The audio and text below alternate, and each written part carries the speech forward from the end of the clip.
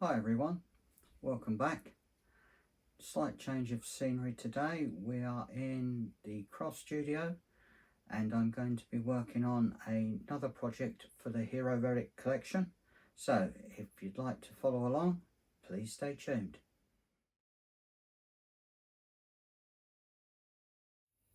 Just turn the camera around, so now we're looking at the X-Tool F1. I'm just going to engrave some character stats on this piece of 6mm laser cut plywood. The character, if you're interested, is a half-elf ranger, which is the first character that I've designed for the Hero Relic range. So now I'll just get the stats transferred over to the F1 from my Mac. Close the lid first. Right, here we go.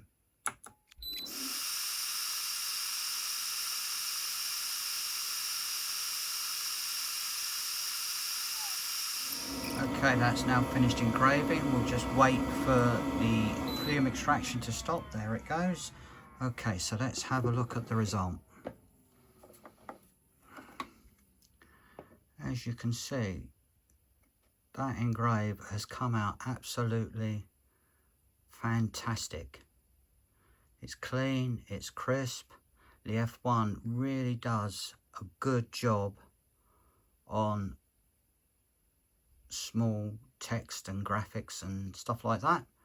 So now that's the backer engraved, let's move over to the work area. Just before we move, a quick word on fume extraction, because obviously I'm running this in my home. I do have the X-Tool desktop fume extraction unit, which works very well, which allows you to run this type of laser quite safely anywhere in your home. We're now back at the workbench with the engraved 6mm backer. I did actually cut this out using the Monport Reno 65 watt CO2 laser. It cuts through 6mm like a knife going through hot butter. What I did do before I actually laser cut this out of the material, I did apply some double-sided sticky backing to stick this graphic on. Now you may be thinking, oh, it's black and white, but this is actually been 3D printed using the HueForge software, which gives us a 3D rendering of the actual image. I'm afraid the camera doesn't really do it justice. When you hold this in your hand, you can actually see the detail and the depth of the 3D printing. So the next stage is to mount this print onto this backer. So we'll just remove the protective backing from here.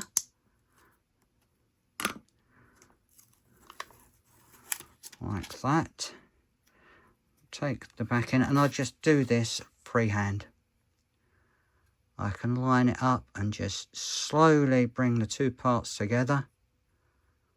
Once they meet, I just press them together, and that makes a perfect card. Now also, to go with this, I've also laser cut a small display stand which just slots together. I've designed it so that the fit on the slots are a slight interference fit, and they are sometimes a little bit difficult to get in.